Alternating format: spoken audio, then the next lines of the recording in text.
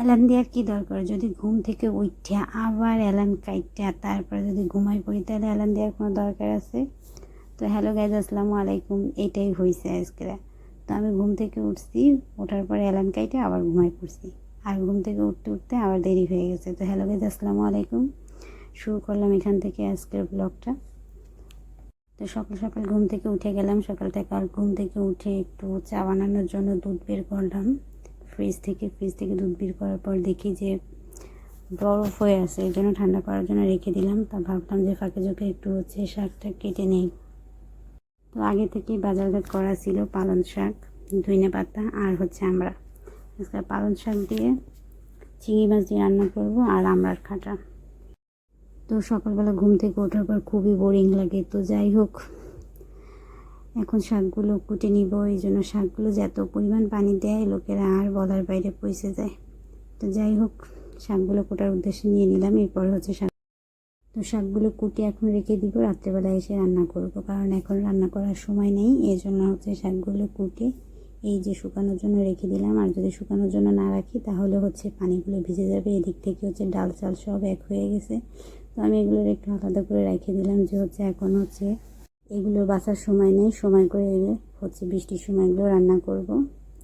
তো ভর্তা ভাত খেতে ইচ্ছা করতেছে, এই জন্য মরিচ পেঁয়াজ রসুন এগুলো একটু তেলে ভেজে নিব। তেলে ভেজে নিয়ে আর কি মাখাবো। তো এই জন্য আজকে পেঁপে ভর্তা দিছি। পেঁপে ভর্তা মাখা করব, ভর্তা করে ভাত খাবো। অনেক দিন ভর্তা বানাই না, এই জন্য ভাতের মতো কতগুলো পেঁপে দিয়েছিলাম কেটে ফাল করে। এরপর এগুলো মশলার ভেতরে দিয়ে মেখে নিব।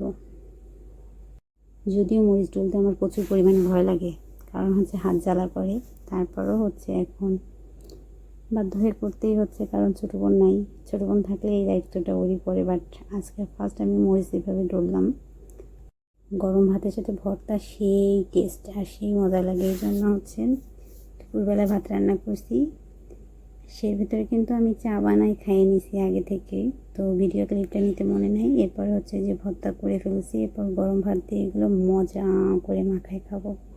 মানুষের খাওয়া তো যেমন তেমন, এই জন্য যেমন তেমন করে এই যে ভর্তা মাখায় নিছি। এবার খেয়ে দিয়ে নিলাম। এরপরে পড়াতে চলে গেলাম। স্টুডেন্টের মা আবার সব কিছু লিখে টেখে রেখে গেছে সব, যে আমি কখন আসবো। সে আবার লুচি ভাজছিল, লুচির ডাল রেখে গেছে। আমি আবার স্টুডেন্ট পড়ানোর পরে সেগুলো একটু ভিডিও ক্লিপ নিলাম।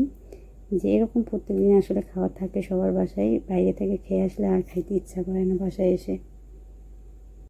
তো আজকের মতন বিদায় নিব। সবাই ভালো থাকবেন, সুস্থ থাকবেন। নতুন একটা ভিডিও নিয়ে আবার সামনের দিন আপনাদের ভেতরে হাজির হয়ে যাব। সেই পর্যন্ত টাটা, বাই বাই, আসসালামু আলাইকুম। ধন্যবাদ সবাইকে পুরো ভিডিওটা দেখার জন্য। আগামীকাল আবার আপনাদের ভেতরে চলে আসবো। সেই পর্যন্ত সবাই ভালো থাকেন, সুস্থ থাকেন এবং আমার ভিডিওর পাশে থাকবেন। এবং ভালো লাগলে অবশ্যই লাইক কমেন্ট শেয়ার করতে ভুলবেন না। ধন্যবাদ।